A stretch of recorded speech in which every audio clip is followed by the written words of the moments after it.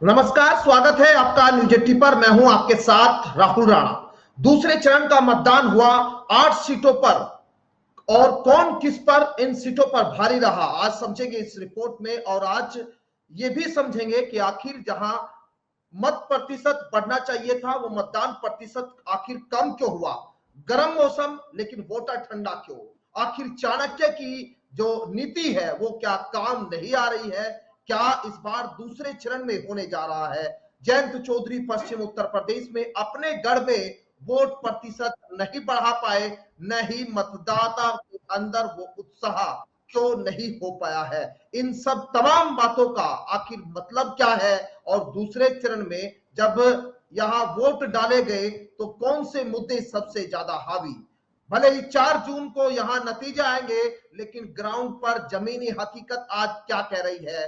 दूसरे चरण के मतदान को लेकर पत्रकारों का क्या आकलन है आज आपके सामने वही रखेंगे। मेरे साथ है बातचीत करने के लिए वरिष्ठ पत्रकार मास्टर कौरपाल जी और करीब 30 सालों का मीडिया का उनका अनुभव। आज समझ में आएगा कि कैसे जो है इस दूसरे चरण के चुनाव को वो देख रहे हैं।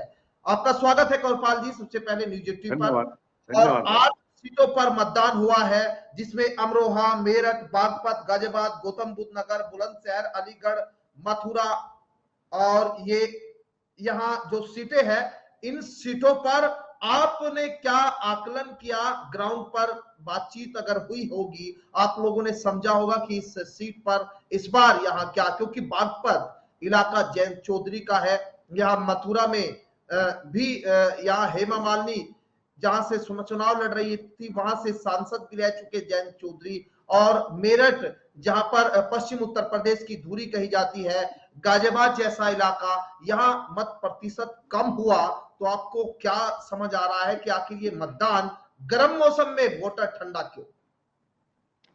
हाँ, देखिए राहुल, आप भी कल से लगातार इस घटनाक्रम पर नजर जमाए हुए हैं कि जो पश्चिमी उत्तर प्रदेश की दूसरे चरण की 8 लोकसभा सीटों पर मतदान हुआ है। आपके लगातार ग्राउंड से संवाददाता रिपोर्ट भेजते रहे हैं और मैं आपका कल जो विश्लेषण किया जा रहा था वो भी मैंने सुना है।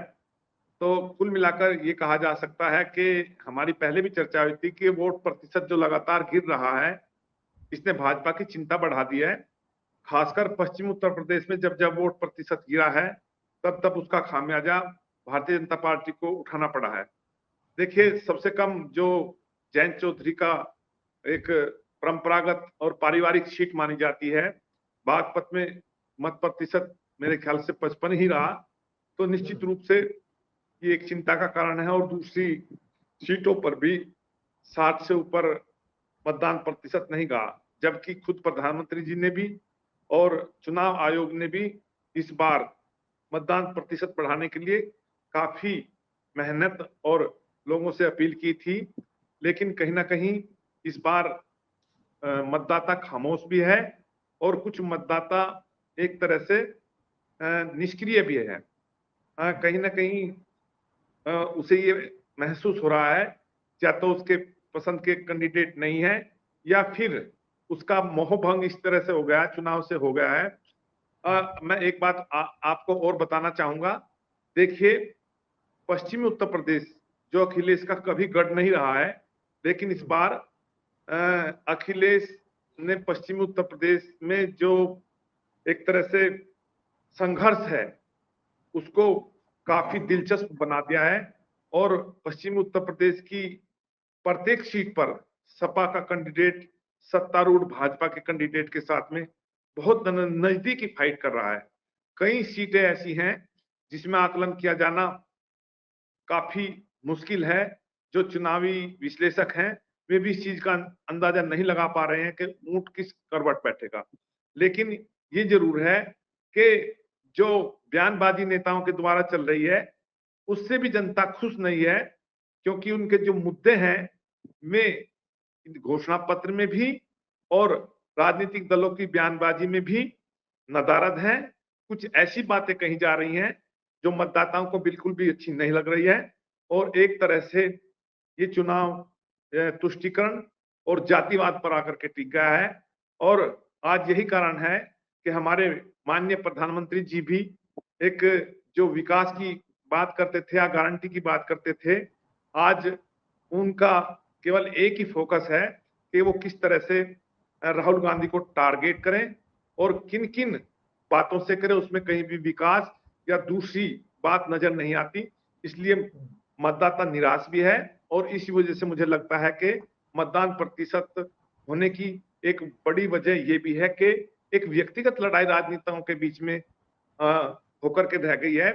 कहीं भी कोई भी इस तरह का मुद्दा नहीं है जिससे भारत का भविष्य तय हो या एक ऐसी आशा मतदाताओं के दिल में जगाई जाए कि वो चुनाव में दिलचस्पी ले। केवल मतदाता का केवल इतना ही काम नहीं है कि वोट दे दिया और उसका काम खत्म हो गया। वो चाहता है कि मेरा वोट सकारात्मक रूप से देश के विकास में, क्षेत्र के विकास में एक तरह से योगदान दे और कहीं ना कहीं उसे ये निराशा लग रही है। और मुझे इसके पीछे यही कारण लग रहा है कि मतदान प्रतिशत लगातार गिरता जा रहा है, जो भारतीय लोकतंत्र के लिए शुभ संकेत नहीं है। आपने देखा भी होगा पिछले कई दिनों से नेता एक दूसरे पर व्यक्तिगत हमले कर रहे हैं और कोई भी ऐसी बातें नहीं कर रहा है चुनाव के दौरान कि जनता को एक उम्मीद की किरण उनके अंदर जगे कि हमारे जो रोजगार के मुद्दे हैं, जो महंगाई के मुद्दे हैं या दूसरे विकास के मुद्दे हैं या जो कृषि क्षेत्र से संबंधित बहुत सारी सुधार या किसानों को उनकी वाजिब फसलों के दाम या दूसरे और बहुत सारे ऐसी समस्याएं हैं जिन पर यहाँ पर राजनीतिक लोग अपने मंचों पर इस चीज का जिक्र नहीं कर रहे हैं। तो निश्चित रूप से राहुल एक बड़ी चिंता का कारण बना हुआ। बिल्कुल मैं कृपाल जी आपसे थोड़ा समझूंगा, आगे थोड़ा सीटों वार समझना चाहते हैं, क्योंकि आपने बड़ी ये बात कही है कि यहाँ पर ये चिंता की बात है कि वोट प्रतिशत आखिर कम क्यों हो रहा है, उत्साह आखिर कम है, तो उसकी वजह क्या यहाँ राजनेताओं के बयानबाजी भी है या फिर कुछ और वजह भी है यहाँ? क्योंकि पश्चिम उत्तर प्रदेश पे जब हम खासकर बात कर रहे हैं, जयंत चौधरी बीजेपी के साथ इन दिनों गठबंधन में है। 2 महीने पहले तक जो उत्साह, तो वो उत्साह आज कम कैसे हो गया? 2 महीने पहले तक जो सरकार को उखाड़ फेंकने की बात कर रहे थे, वो आज यहाँ इतने कमजोर कैसे हो गए कि अब उनको यहाँ उत्साह भी जनता के बीच, वोटर्स के बीच नहीं दिखाई दे रहा है। वोटर्स आखिर घर से बाहर निकले नहीं तो कौन से वो वोटर नहीं निकले? आज तमाम उन बातों पर आपसे चर्चा करेंगे और समझेंगे, लेकिन पहले एक बार एक नजर उस लिस्ट पर डाल लेते हैं जो वोट प्रतिशत को लेकर सामने आ रही है। देखिए, अमरोहा में जो वोट प्रतिशत है वो सबसे ज्यादा हुआ है, जिसमें 64% वोट यहाँ पर शाम 6 बजे तक डाले गए हैं। और यहाँ पर ये करीब ओवरऑल की अगर बात करें तो 54.83% 8 सीटों पर यहाँ पर निकल कर आ रहा है। ओवरऑल मैं 8 सीटों की बात उत्तर प्रदेश की कर रहा हूं। अमरोहा में 64% है, तो वहीं अलीगढ़ में 56.62 के आसपास है और यहाँ बागपत में करीब 56% के आसपास वोट डाला है। बुलंदशहर में करीब 55-79 के आसपास डाला है और गौतम बुद्ध नगर में 53.6। और गाजियाबाद की बात करें तो 49%। देखिए, सबसे कम जो है अगर दिखाई दे रहा तो गाजियाबाद का यहाँ, जबकि शहरी क्षेत्र है और यहाँ इस क्षेत्र में आखिर उत्साह इतना कम क्यों? और मथुरा में भी 49.38% वोट, मेरठ में 58 यहाँ 70% वोट। यानी जिस तरह से कहा जा रहा था कि यहाँ वोट प्रतिशत उन इलाकों में बढ़ना चाहिए जो लोग व्यापार से जुड़े हुए, शहरी इलाकों से जुड़े हुए हैं। गांव के लोग अधिकतर वोट कम इसलिए भी मान सकते थे कि वो खेती के समय उनका है, खेती में वो इस समय गेहूं कटाई का काम चल रहा है, तमाम उन चीजों को मान सकते थे। गर्मी में खेत से आने के बाद वो यहाँ शायद नहीं आ रहा है। मैंने जब कई लोगों से इस पे बात की, चर्चा की, तो सबके अपने अपने तर्क दिखाई दिए, लेकिन सीधे तौर पर जो बात हमें समझ आ रही है कि आखिर शहरी क्षेत्रों में, देखिए मैंने गाजियाबाद का जिक्र किया, मथुरा का जिक्र किया, 49% के आसपास यहाँ वोट डला। तो शहरी क्षेत्रों में उत्साह ना होना, क्या ये क्योंकि शहरी वोटर बीजेपी का वोटर माना जाता है? मैं बार बार इस बात को जो लाइन को जो है मैं इसको बता रहा हूं, क्योंकि ये लाइन इसलिए जरूरी है क्योंकि ये शहरी वोटर बीजेपी का वोटर माना जाता है। इस वोट बैंक में यहाँ उत्साह न होना बीजेपी के लिए चिंता जरूर बढ़ाता है, मुझे ऐसा लगता है। क्योंकि चुनाव में हम बात कर रहे हैं कौन किस पर भारी। गांव में जहां वोट प्रतिशत कम हो सकता था, लेकिन वहां वोट प्रतिशत पिछले 2019 के लिहाज से तो कम है, लेकिन शहरी सीटों के हिसाब से यहां वोट प्रतिशत फिर भी ज्यादा हुआ है। लेकिन क्या ये कृपाल जी आपको लग रहा है कि ये फर्क यहां सिर्फ इसी बात का है कि गर्म दिन है, वोटर ठंडा इसीलिए है कि यहां पर कहीं जो गठबंधन हुआ है प्रदेश में केंद्र सरकार के साथ में, प्रदेश सरकार के साथ में जयंत चौधरी का, कि कुछ लोग ये भी कह रहे हैं कि ये कार्यकर्ता आपस में उनका सामंजस्य नहीं बन पाया और सामंजस्य नहीं बनने की वजह से लोग जो बीजेपी का वोटर था, जैसे बीजेपी की जहां कैंडिडेट था वहां राष्ट्रीय लोकदल के वोटर में उत्साह नहीं था, और जहां राष्ट्रीय लोकदल का मतदान यहाँ पर प्रत्याशी था वहां बीजेपी के वोटर्स में उत्साह नहीं था। बिजनौर की सीट पर हमने देखा वहां भी वोट प्रतिशत कम हुआ। माइनॉरिटी के वोट की अगर बात करें तो माइनॉरिटी का वोट भी यहाँ जो 70% 75% तक जाता था, वो इस बार जो राजनीतिक विश्लेषक बता रहे हैं, बूथ के आंकड़े जो हम देख रहे हैं उसमें 60 से 62% या 63% तक ही आकर रुक जा रहा है। ऐसा नहीं है कि ये वोटर हिंदू बेल्ट में ही जो है वोट कम डला है, वोट मुस्लिम वोट जो डलना चाहिए था वो भी यहाँ पर कम डलता हुआ दिखाई दे रहा है। लेकिन मैंने सारी चीजों को इसलिए कवर किया कि समझने में थोड़ा आसानी आए शहरी और ग्रामीण वोटर किस तरह से इस बार सोच रहा है। आपके लिहाज से ये जो शहरी वोटर गाजियाबाद और मथुरा में कम हुआ है, ये आपको क्या लग रहा है? ये चिंता वाकई क्या बीजेपी की बढ़ाने जा रहा है या फिर यहाँ ये विपक्ष का वोट बैंक था जो कम हुआ है? यानी जिस तरह से अगर हर आदमी हर पार्टी से अगर मैं पूछूं तो वो अपने अपने लिहाज से अपने अपने हिसाब से अपनी जीत का दावा करता है, लेकिन आप अगर इसे समझे तो कैसे? हाँ देखिए राहुल, जो पहले चरण का मतदान था उसमें भी भाजपा के हिसाब से वोट प्रतिशत कम रहा था और पिछले 2019 के चुनाव में भी कम रहा था, और ये भाजपा के लिए बड़ा चिंता का कारण था। इसी वजह से भाजपा ये चाह रही थी कि कम से कम दूसरे चरण में मतदान प्रतिशत बढ़े। आपने सही कहा, ये फैक्टर भी हो सकता है क्योंकि पहले चरण में जब चुनाव था उस दौरान मौसम सुहाना था, इतनी ज्यादा गर्मी नहीं थी, और दूसरे चरण के मतदान में मौसम विभाग की भी ये चेतावनी रही थी कि इस दौरान ज्यादा गर्मी होगी और गर्म हवाएं चलेंगी। लेकिन इतना खराब मौसम भी नहीं था, ठीक है, कुछ टेम्परेचर ये 40 के आसपास रहा इस पश्चिमी उत्तर प्रदेश में। लेकिन मैं आपको बताऊं कि इसके पीछे आपने जो मेन कारण खुद जिक्र किया है वो ही मैं मानता हूं, क्योंकि जो राष्ट्रीय लोकदल और भाजपा का गठबंधन हुआ वो ऊपर के स्तर पर तो वहां पर ईमानदारी से काम किया गया, लेकिन कहीं ना कहीं कार्यकर्ताओं के बीच में तालमेल की बड़ी कमी रही और एक दूसरे को ये कार्यकर्ता जो भाजपा के हैं और राष्ट्रीय लोकदल के हैं एक दूसरे से बेहतर तालमेल नहीं कर पाए। आपने पहले भी कई बार खबरें सुनी होंगी और कई बार हमने सोशल मीडिया पर देखा भी है कि दोनों दलों के कार्यकर्ताओं के बीच में काफी खींचातानी रही, चाहे वो मंच पर बैठने को लेकर के हो या जो प्रत्याशी है उसे अपने साथ ले जाने के लिए हो। तो बहुत सारे फैक्टर ये हैं कि यहाँ पर मुझे बिल्कुल ये कहने में कतई भी गुरेज नहीं है कि सीधा सीधा इसका प्रभाव सत्तारूढ़ भाजपा प्रत्याशी पर पड़ रहा है। देखिए, जैसे मैंने पहले भी कहा कि जहां पश्चिमी उत्तर प्रदेश में सपा का कोई बहुत बड़ा जनाधार नहीं था, लेकिन इस बार जिस तरह की रणनीति अपनाई गई और एक तरह से सपा ने अल्पसंख्यक वर्ग के लोगों को जिस तरह से अपने साथ जोड़े रखा और प्लस एंटी भाजपा के जो लोग थे वे साथ आए, तो इससे कहीं ना कहीं मुकाबला बड़ा दिलचस्प बन गया। और आपने कहा कि जो अल्पसंख्यक वर्ग का वोट प्रतिशत था वो भी बहुत ज्यादा नहीं बढ़ा, लेकिन कई ऐसे क्षेत्र देखे गए जो इस तरह से जहां पर उनका ज्यादा वोट था वहां पर उनका वोट प्रतिशत भी अच्छा रहा। कहीं ना कहीं देखिए, आपने ये बात भी कही कि शहरी क्षेत्र में वोट प्रतिशत गिरना एक बड़ा चिंता का कारण है, क्योंकि ज्यादातर शहरी क्षेत्रों में भाजपा के समर्थक माने जाते हैं। इसके पीछे पहले भी ये तर्क दिया जाता रहा कि जो भाजपा के कार्यकर्ता हैं या भाजपा के जो समर्थक हैं वो कहीं ना कहीं कुछ ऊंचे वर्ग से भी आते हैं और उनके अपने कुछ काम भी इस दौरान आड़े आते हैं और वो वोट डालने के बजाय अपने जो निजी व्यक्तिगत कार्य हैं उनमें दिलचस्पी रखते हैं। यदि उन्हें मौका मिल जाए इस तरह का अपने निजी व्यस्त कार्यक्रम से, तो वो जाना पसंद करते हैं, नहीं तो वो लाइन में लगने से में भी एक तरह से अपना वो महसूस करते हैं।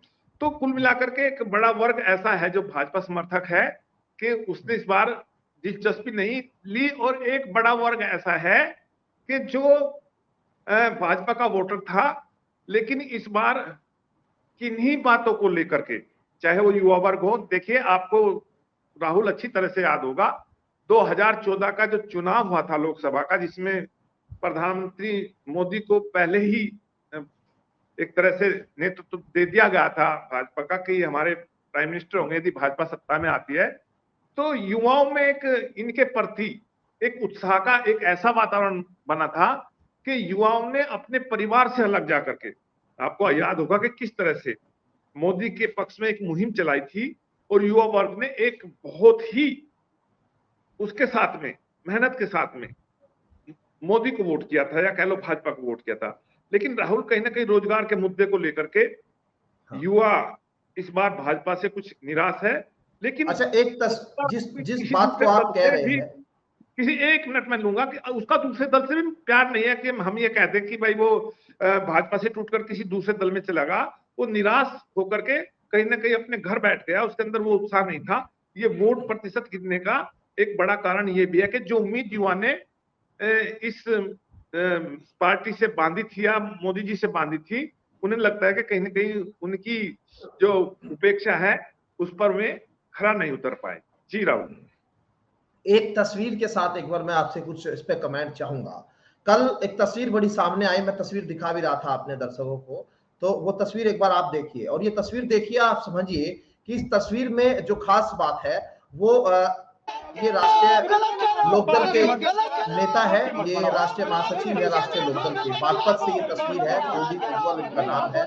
और ये जब कल यहाँ मतदान स्थल पर किसी शिकायत पर ये मतदान स्थल पर पहुंचे थे अपने गांव में, शायद इसके गांव का नाम अगर मैं सही सुन पा रहा हूं तो वहां पे बता रहा है, तो वहां ये पहुंचे थे, तो शिकायत ये थी कि एजेंट को पुलिस धमका रही है, उनको उठाकर उनको हिरासत में ले रही है, 2 आरएलडी के एजेंट। और इन बातों का जिक्र करना इसलिए भी जरूरी है क्योंकि राष्ट्रीय लोकदल और भारतीय जनता पार्टी गठबंधन, और यहाँ पर इस तरह के आरोप सत्ता की तरफ से लगना पुलिस पर, तो ये एक तरह से दिखाता है कि कहीं जो लोकल का सामंजस्य होना चाहिए राष्ट्रीय लोकदल के और भाजपा के लोगों के बीच में, वो कहीं कुछ कमी या उसको लेकर मन में कहीं ऐसी कोई बात है जो यहाँ इस वीडियो में दिखता है। इस वीडियो में पुलिस जो है वो राष्ट्रीय लोकदल के नेताओं को यहाँ हिरासत में लेकर अपने साथ थाने ले जा रही है, और यहाँ पर ये जो वीडियो आप वायरल देख रहे हैं, दरअसल ये वीडियो भी वायरल पुलिस की ओर से बताया जा रहा है, किया गया। और जाहिर है जब ये वीडियो वायरल हुआ तो ये मुख्यमंत्री तक भी पहुंचा होगा, और इसका संदेश ये भी कहीं ना कहीं मुझे लगता है कि ये गया गलत जा रहा है कि राष्ट्रीय लोकदल और भारतीय जनता पार्टी के बीच में जो तालमेल है वो कहीं कुछ अच्छा नहीं है, कुछ गड़बड़ाया हुआ है।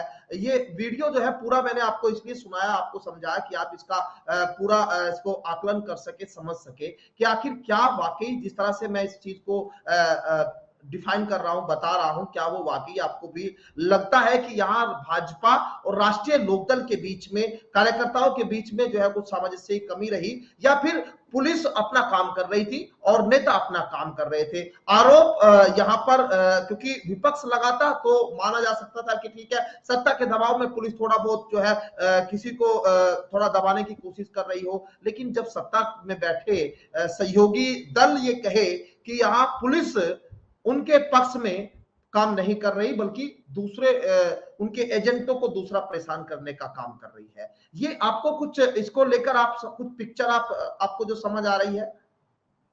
देखिए राहुल, नेताओं के हाथ भले ही मिले हों लेकिन उनके कार्यकर्ताओं के दिल आपस में नहीं मिले।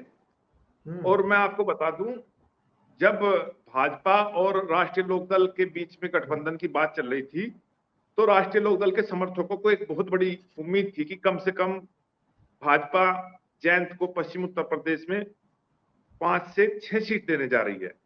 लेकिन जब 2 सीटों पर फैसला आ गया, हालांकि राज्यसभा और वो विधान परिषद की सीट भी दी गई, लेकिन लोगों की दिलचस्पी जो थी वो लोकसभा की सीटों पर थी। तो कहीं ना कहीं राष्ट्रीय लोकदल का कार्यकर्ता निश्चित तौर से वहां पर मायूस हो गया और उन्होंने बुझे हुए मन से इस गठबंधन को स्वीकार तो कर लिया, लेकिन जहां भाजपा का कैंडिडेट रहा वहां राष्ट्रीय लोकदल के कार्यकर्ताओं ने बहुत ज्यादा उत्साह नहीं दिखा और जहां राष्ट्रीय लोकदल का रहा वहां भाजपा कार्यकर्ताओं ने उत्साह नहीं दिखा।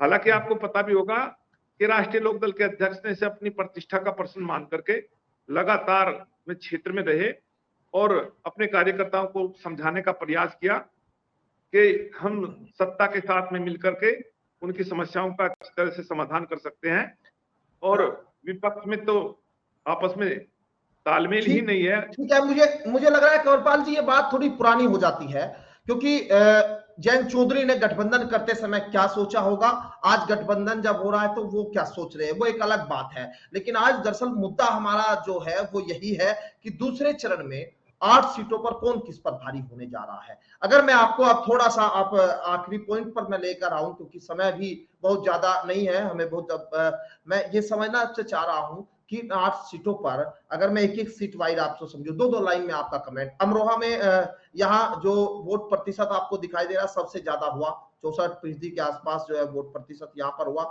ये आपको क्या लग रहा है कि ये उत्साह था यहाँ अमरोहा में?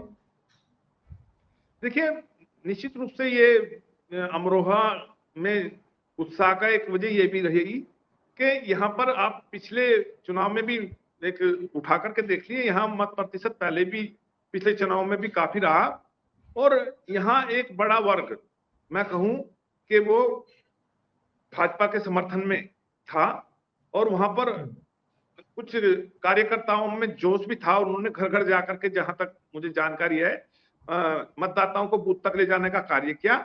लेकिन जहां वोट प्रतिशत कम रहा, जैसे आपने अभी मथुरा की बात की या बागपत की बात की, गाजियाबाद की बात की, वहां मौसम का एक फैक्टर जरूर था, लेकिन कहीं ना कहीं कार्यकर्ताओं में उत्साह की बात भी नहीं थी। और एक बात और भी है, देखिए अमरोहा में जाकर के राष्ट्रीय लोकदल का प्रभाव कुछ कम हो जाता है। जो आपने कहा ना कि वो बात पुरानी हो गई, लेकिन देखिए बात भले ही पुरानी हो गई हो, लेकिन मैंने बताया कि कार्यकर्ताओं के दिल नहीं मिले, जो एक दूसरे के प्रति, एक दूसरे के प्रत्याशी के प्रति जो उत्साह दिखा जाना चाहिए था वो उत्साह नहीं दिखागा। हाँ, नेताओं ने या कुछ बड़े कार्यकर्ताओं ने अपना वोट डाल करके अपने कर्तव्य की इतिश्री कर ली, लेकिन जिस तरह से एक मुहिम चलती थी, आपने पहले भी देखा होगा कि चुनाव में एक मुहिम चलती थी और लाइनें लगी रहती थी, लंबी लंबी लाइनें। और आपने कई जगह पहले भी मैंने देखा है कि आपने चुनावी दौरा किया है, उस दौरान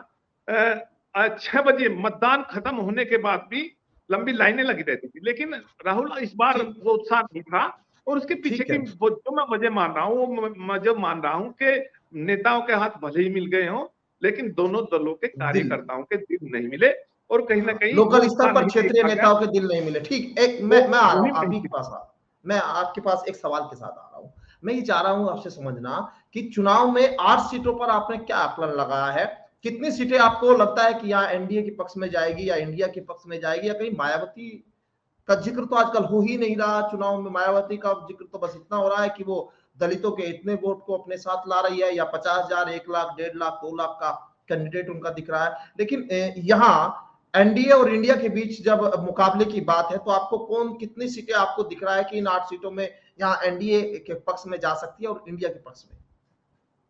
देखिए राहुल, 8 सीटों पर चुनाव हुआ है। वैसे तो सभी सीटों पर बहुत ही क्लोज फाइट है, लेकिन फिर भी ये मानकर निश्चित रूप से चला जा सकता है कि 8 सीटों में से आधी आधी सीटें आप जो है डिवाइड कर सकते हैं। और ठीक है, एक ऐसे थोड़ा दर्शकों के लिए थोड़ा सा ऐसे समझा बसपा की बात, बसपा का इस बार पता नहीं कि क्यों, क्या वजह है इसके पीछे कि जिस तरह से वे अपनी चुनावी रणनीति अपनाते थे या जिस तरह से अपना एक स्ट्रेटेजी तैयार करते थे, इस बार कहीं ना कहीं उसकी कमी है। और यहाँ पर जो आप देख रहे हैं त्रिकोणीय मुकाबले के बजाय हर जगह आमने सामने की टक्कर है, और वो आमने सामने की टक्कर सीधी सीधी या तो जहां कांग्रेस का प्रत्याशी है, जैसे सहारनपुर में कांग्रेस का प्रत्याशी था, इसी तरह से जहां सपा का प्रत्याशी है हर जगह पर बिल्कुल एकदम आमने सामने की टक्कर है। और ये कहना बहुत ही मुश्किल है, जितना जो भी हमें मेरी बहुत सारे ऐसे लोगों से बात हुई जो इस तरह के विश्लेषक हैं और जो वास्तव में फील्ड में भी रहे, वो हर सीट पर ये कह रहे हैं कि ये सीट फंसी हुई है और हार जीत का अंतर देखिए राहुल बहुत ही कम से होगा, 10,000 के बीच में ही हार जीत का अंतर होगा। तो ऐसे में ये अनुमान लगाया जाना बिल्कुल सही नहीं होगा कि हम ये कह सकते हैं कि कितनी सीटें भाजपा ले रही है। लेकिन फिर भी मैं अपने विवेक से यह कह सकता हूं कि बराबर की टक्कर है और 4 सीट से जो है 4-4 सीट में दोनों दलों के पक्ष में मान के चल रहा हूं। ये जो दूसरे चरण के मतदान की बात है। अच्छा, दूसरे चरण में आप मान रहे हैं कि 4-4 सीटें यहाँ पर हो सकती है ना, 4-4 सीटें आपके लिहाज से। लेकिन देखिए थोड़ा सा 4 सीटों में अमरोहा आपने पहले कह दिया कि बीजेपी का पलड़ा यहाँ भारी है। मेरठ में आपको लगता है किसका पलड़ा भारी है? देखिए, मैं कल आपकी भी चर्चा सुन रहा था। पहली तो बात यह है कि इस सीट पर जो भाजपा ने एक सेलिब्रिटी कह लो या एक आस्था का प्रतीक कह लो, अरुण गोविल, एक एक्टर को यहां से चुनाव में उतारा था। सबसे बड़ी कमजोरी तो यही है, क्योंकि पिछले अनुभव आपने भी देखे होंगे कि जितने सेलिब्रिटी लोकसभा का चुनाव लड़े, उनका जनता से बहुत ज्यादा सरोकार नहीं रहा और जनता इस बात को अच्छी तरह से समझ भी चुकी है। तो ये कहना कि जनता इस चीज में आ जाएगी कि वो उन्होंने भगवान राम का रोल किया है और वे आस्था के प्रतीक हैं, तो बल्कि जनता चाहेगी कि उनके मुद्दे क्या हैं और वो कौन उनके पास में रहकर के मुद्दों का समाधान करता है। और ये भाजपा कैंडिडेट के साथ ये बात एक तरह से मानी नहीं जा सकती। इसलिए ये कहना कि एक भावनाओं में बहकर के लोगों ने भाजपा के पक्ष में यहाँ ज्यादा मतदान कर दिया, मैं नहीं मानता। और ये इस सीट पर मुझे भाजपा की स्थिति बिल्कुल कमजोर दिखाई दे रही है। अच्छा, आप मानते हैं कि यहाँ सुनीता जो वर्मा है इंडिया गठबंधन से, वो कहीं फाइट में है, या फिर यहाँ मायावती का प्रत्याशी जो है वो आपको फाइट में नजर आ रहा है? जिस तरह से यहाँ देवर त्यागी मायावती की प्रत्याशी है और दूसरा सुनीता वर्मा योगेश वर्मा की जो पत्नी है, पूर्व विधायक है। ये कौन सी सीट की बात कर रहे हैं? मैं मेरठ की बात कर रहा हूँ।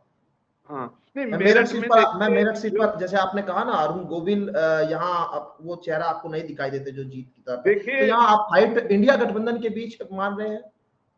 देखिए, मैंने राहुल पहले भी आपको कहा है कि यहाँ पश्चिमी उत्तर प्रदेश में जितना भी जो चुनाव है वो सीधे सीधे भाजपा और सपा के बीच में चुनाव। देखिए, जब मायावती की बसपा पार्टी फॉर्म में थी, तब एक बार उन्होंने पूरा सफाया कर दिया था इधर इस क्षेत्र में। लेकिन पिछले लोकसभा चुनाव में सपा और राष्ट्रीय लोकदल कांग्रेस का गठबंधन था और उस स्थिति में बसपा केवल 10 सीट लेकर के आई थी और वो भी ज्यादा थी सपा से। लेकिन आपने राहुल अभी देखा होगा, देखिए ज्यादा समय नहीं बीता, विधानसभा चुनाव अभी 2 साल हुए हैं कि बसपा को पूरे उत्तर प्रदेश में केवल मात्र 1 सीट मिली थी। और इस बात से अंदाजा लगा, और उसके बाद में कोई मैं छोटा-छोटा समय, मैं माफी हाँ, मैं चाहूंगा एक गोपाल मिनट जी, में अपनी बात पूरी करता हूँ। और फिर उसके मैं बाद में आपको कोई अगली सीटों पे भी देना चाह रहा हूँ कुछ। ऐसा चमत्कार भी कोई बसपा के द्वारा नहीं किया गया कि इतनी जल्दी उनका वोट जो है प्रतिशत बढ़ गया। देखिए, विधानसभा चुनाव में स्थिति बिल्कुल साफ हो जाती है, क्योंकि छोटा दायरा होता है और वहां पर अब अपने समर्थकों का पता चल जाता है कि किस विधानसभा में जी, कितने उसके समर्थक है। लोकसभा में ये इसका आकलन करना मुश्किल हो जाता है, आपने क्योंकि लंबा क्षेत्र जी, हो जाता है। तो ये मैं कहना बस मुश्किल है। एक यहाँ पर जो मेरठ की बात मैं कह रहा हूँ, यहाँ पर टक्कर सीधी सीधी भाजपा और सपा प्रत्याशी के बीच में दिखाई दे रही है। जी राम। ठीक है, आपने 2 सीटों पर, मैं एक-एक लाइन में बस आपका जवाब चाहूंगा। आप बहुत जी जी। एक-एक लाइन में आप थोड़ा समझाइए। बागपत में आपको क्या लगता है, आरएलडी या फिर यहाँ पर इंडिया गठबंधन? देखिए, यहाँ पर निश्चित तौर से जो मुझे मेरे मित्रों के द्वारा या और दूसरे मेरे पत्रकार साथी है जो आंकड़े मिल रहे हैं, वहां पर राष्ट्रीय लोकदल के प्रत्याशी का निश्चित तौर से पलड़ा भारी है। ओके, अगर मैं अगली बस सीट की बात करूं, यहाँ गाजियाबाद सीट पर देखिए अतुल गर्ग जो है बीजेपी के उम्मीदवार है और कांग्रेस से यहाँ डोली शर्मा को टिकट दिया गया। बहुजन समाज पार्टी से यहाँ नंद किशोर पुंडीर जो है उनको टिकट दिया गया। इसमें आपको किसका पलड़ा यहाँ पर आपको दिखता है भारी? देखिए, ये जो गाजियाबाद की सीट है, इसमें वोट प्रतिशत गिरना केवल ये एक चिंता का कारण है, नहीं तो इस सीट पर पहले से ही भाजपा का कब्जा रहा है। लेकिन इस बार बहुत क्लोज फाइट है, इस पर निर्णय लेना बिल्कुल बहुत ही मुश्किल है। कहीं ये डोली शर्मा जो कहीं ब्राह्मण वोटरों में सेंधमारी आपको लगती है, इसकी वजह से भी आपको कहीं इस पर अभी आप पत्ते भी नहीं खोल पा रहे हैं ना? जी जी। चलिए, जी बिल्कुल ये। गौतम बुद्ध नगर में आपको क्या लगता है? महेश शर्मा के साथ में महेश शर्मा यहाँ मौजूदा सांसद भी है, लेकिन इंडिया गठबंधन से डॉक्टर महेंद्र नागर को यहाँ पर टिकट देकर, और उधर बसपा से राजेंद्र सिंह सोलंकी, किसके बीच में आपको ये फाइट यहाँ दिखाई दे रहा है और किसका पलड़ा आपको दिखता है यहाँ भारी है? देखिए, गौतम बुद्ध नगर में यहाँ पर मैं ये कह सकता हूँ कि ये भी बसपा की एक बड़ी महत्वपूर्ण सीट भी रही है, और यहाँ मायावती ने बहुत सारे विकास के कार्य भी कराए हैं, और यहाँ पर मैं ये कह सकता हूँ कि यहाँ त्रिकोणीय मुकाबला है। लेकिन ये कहना यहाँ भी मुश्किल है कि यहाँ कौन कैंडिडेट सबसे ज्यादा आगे चल रहा है या फाइट कर रहा है, क्योंकि यहाँ थोड़ा सा मुकाबला और कुछ टेढ़ा हो जाता है।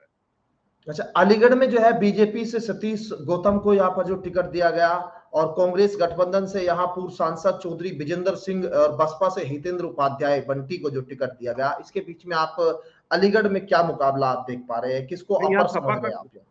नहीं, यहाँ विजेंद्र तो बसपा का बताया आपने, सपा का जो कैंडिडेट है यहाँ पर जो सब सपा। विजेंद्र चौधरी विजेंद्र सिंह जो है वो हाँ यहाँ हाँ, देखिए गठबंधन मैं से है, यहाँ पर कांग्रेस। आपको बता दूं, हाँ ये बिल्कुल ये बहुत ही महत्वपूर्ण सीट है, बड़ी दिलचस्प यहाँ पर लड़ाई हुई है। यहाँ पर एक बड़ा वर्ग, अल्पसंख्यक वर्ग का विजेंद्र के पक्ष में गया है, और खासकर ये अपनी जाति के वोटों को तोड़ने में भी सफल रहे हैं। तो मैं, देखिए, मैं कोई ज्योतिषी तो नहीं है, केवल विश्लेषण इस चीज का है। कल आप मुझे कहेंगे कि बात उल्टी पड़ गई, लेकिन जहां तक नहीं नहीं, मैं ग्राउंड आकलन की ग्राउंड बात कर रहा हूँ, यहाँ पर अलीगढ़ में मुझे बिल्कुल सपा कैंडिडेट का जो पलड़ा बिल्कुल भारी दिखाई दे रहा है, क्योंकि मैं पहले ही 2 सीट पर कह चुका हूँ कि यहाँ पर अंदाजा लगाना मुश्किल है। जी राहुल। अच्छा, मथुरा में हेमा मालिनी यहाँ पर लड़ रही है चुनाव, जयंत चौधरी भी उनके लिए चुनाव में यहाँ प्रचार करने गए, लेकिन जो स्थिति गाजियाबाद की वो 49% के आसपास वोट डला, वही मथुरा में है स्थिति। यहाँ आप कांग्रेस के यहाँ धनगर मुकेश धनगर चुनाव लड़ रहे हैं, उधर बसपा से सुरेश सिंह चुनाव लड़ रहे हैं। यहाँ आपको क्या लग रहा है कि हेमा मालिनी के लिए इस बार वोट प्रतिशत यहाँ कम होना कहीं चिंता आपको दिखाई देती है? ये सीट आप किस तरह से देख रहे हैं, किसका पलड़ा भारी? देखिए राहुल, मैं एक बात बताऊं, क्योंकि यहाँ पर भी पिछली बार के लोकसभा चुनाव में, यानी कि 2019 के लोकसभा चुनाव में हेमा मालिनी ने साफ तरह से घोषणा की थी जनता के बीच में कि ये मेरा आखिरी चुनाव होगा। लेकिन क्या परिस्थिति रही होंगी कि उस बार भी उन्होंने वहां से पर्चा भरा। लेकिन ये बिल्कुल मान के चला जाएगा कि हेमा मालिनी का एटीट्यूड जनता के हिसाब से वहां उनकी कसौटी पर खरा नहीं उतरा, और वो जनता के संपर्क में इतना नहीं रही। केवल जो पार्टी के पदाधिकारी हैं या और बड़े नेता हैं वहीं तक ही सीमित रही, आम जनता में वो नहीं जा सकी। इसलिए साफ तौर पर मैं कह सकता हूं कि मथुरा की जनता इस बार सॉरी हेमा मालिनी से खिलाफ है। और कुछ दिन पहले उनका एक वीडियो भी वायरल हुआ था, जिसमें उन्होंने साफ तौर से ऐसा कहा था कि ये तो जो वहां के स्थानीय विधायक हैं उनका कार्य है कि जनता से मिलना, मेरा जो काम है वो तो केंद्र से पैसा ला करके वहां क्षेत्र का विकास करना, वो मैं कर ही रही हूँ। तो कहीं ना कहीं जनता को इस बात की एक तरह से ठेस भी लगी कि उन्होंने ये ऐसा बयान क्यों दिया। तो कहीं ना कहीं जनता से, देखिए आप खुद कैराना पर इस चीज का अंदाजा लगा सकते हैं, काफी विकास कार्य कैराना में हुए हैं, लेकिन कहीं ना कहीं जनता के बीच में एक ऐसी बात रही है कि उन्होंने ये शिकायत किया कि प्रदीप चौधरी उनके बीच में नहीं आए। हालांकि विकास कार्य हुए, काफी विकास कार्य हुए, लेकिन जनता कहीं ना कहीं समझती है कि जो हमारा स्थानीय विधायक है या हमारा स्थानीय सांसद है, वो हमारे दुख सुख में, हमारी शादी ब्याह में, हमारे जो है और दूसरे कार्यक्रम में भी हिस्सा ले। इससे वो मानते हैं कि उनका सम्मान बढ़ता है। हेमा मालिनी के लिए संभव भी नहीं था, और वो इस कसौटी पर खरा भी नहीं उतरी। इसलिए वहां की जो जनता है वो इस बार, मुझे नहीं लगता कि हेमा मालिनी को पहले के मुकाबले में जितना समर्थन उन्होंने आंख मिच करके दिया इस बार वहां मिलेगा। तो मुझे इस सीट पर भी बहुत ही क्लोजली फाइट लग रही है राहुल। अच्छा, बात अगर बुलंदशहर सीट, आखिरी सीट है अभी बुलंदशहर पर, जहां भोला सिंह बीजेपी से यहाँ पर उम्मीदवार है, कांग्रेस से शिवराज वाल्मीकि को टिकट दिया, और बसपा से यहाँ पर गिरीश चंद जाटव उम्मीदवार। इसमें आप यहाँ पर किस तरह का, किसका पलड़ा आपको दिखाई दे रहा है, यहाँ बुलंदशहर में भारी हो सकता है? देखिए, बुलंदशहर की सीट भी आपने देखा होगा पिछले चुनाव में भी, यानी कि वहां पर भाजपा का कैंडिडेट जीता था, और मुझे लगता है कि इस बार ये कहना बेईमानी होगा कि भाई भाजपा का कैंडिडेट फाइट में नहीं है। वहां पर भी, क्योंकि इस सीट पर भी काफी बड़ा क्षेत्र शहरी क्षेत्र है और शहरी क्षेत्र होने के नाते यहाँ पर भाजपा के काफी समर्थक भी माने जाते हैं। और बुलंदशहर में भी ऐसी बात नहीं है कि बहुत सारे ऐसे विकास कार्य हुए हैं कि जिनके दम पर मैं कह सकता हूं कि यहाँ पर भाजपा के कैंडिडेट की स्थिति मजबूत मानी जा सकती है। चलिए, बहुत शुक्रिया आपका बातचीत करने के लिए। और मास्टर कौरपाल जी ने जिस तरह से एक एक सीट पर हमने चर्चा की, दरअसल इन सीटों पर चर्चा करने का मतलब हमारा ये भी था कि आखिर समझ आए कि कौन किस सीट पर जो है वो इस बार पर। लेकिन यहाँ पहले चरण में निकल कर आया कि यहाँ बीजेपी 5 सीटों पर अप कर रही है, 3 सीटों पर यहाँ कहीं ना कहीं जो विपक्ष है वो अप करते हुए दिखाई दिया था विश्लेषण में। लेकिन ये ग्राउंड का एक आकलन है, इसको आप अपने हिसाब से भी सोच सकते हैं। यहाँ जो दूसरा जो चरण है वो कहीं बीजेपी के लिए बड़ा टफ दिखाई दे रहा है, क्योंकि यहाँ अब विपक्ष उनकी बगल में आकर बैठ गया है, बराबर में आकर बैठ गया है। 4 सीटों पर अगर यहाँ विपक्ष को मिलती दिख रही है तो मोदी जी का 400 पार के सपने का क्या होगा? यहाँ पर मोदी जी की गारंटी पर क्या लोगों को भरोसा कम हो गया है? क्या यहाँ जयंत चौधरी और राष्ट्रीय लोकदल, जिस तरह राष्ट्रीय लोकदल और भारतीय जनता पार्टी जब गठबंधन में आए तो वो गठबंधन लोगों को ज्यादा रस नहीं आ रहा और लोगों के अंदर जो उत्साह होना चाहिए था वो उत्साह वोट प्रतिशत के जरिए वो अपना कम भी कर रहे हैं। एक मैं नेता से मैं बात कर रहा था, मैं पूछ रहा था कि आखिर आपको क्या लग रहा है कि ये वोट प्रतिशत इतना कम क्यों हो रहा है? तो उन्होंने कहा कि जो लोग गांव से 50% लोग जो है वो शहर में चले गए हैं और शहर में जब वो लोग चले गए तो वोट के लिए वो लोग यहाँ नहीं आते। लेकिन ऐसा पहले चुनाव में कम देखने को मिला, इस चुनाव में शायद जो है वो कुछ ज्यादा ही इस बार देखने को मिला। उसका असर सीधा हमने वोट प्रतिशत पर देखा। हम बार बार वोट प्रतिशत पर जोर इसलिए दे रहे हैं कि आखिर ये जो समझ आ सके कि यहाँ पर वोट प्रतिशत कम होने की वजह क्या है, क्योंकि वोट प्रतिशत जब कम होता है तो नेताओं की चिंता बढ़ना लाजमी है। बहुत शुक्रिया आपका कौरपाल जी, आपने बड़ा कीमती अपना वक्त दिया और आपने अच्छे से इन चीजों को रखा भी। और सीधे तौर पर मैं ये कहूंगा कि यहाँ अब सीधी लड़ाई जो है वो बहुत नेट टू नेट, बहुत फाइट जो है वो मुकाबला बड़ा जो है वो बड़ा दिलचस्प होने जा रहा है। फिलहाल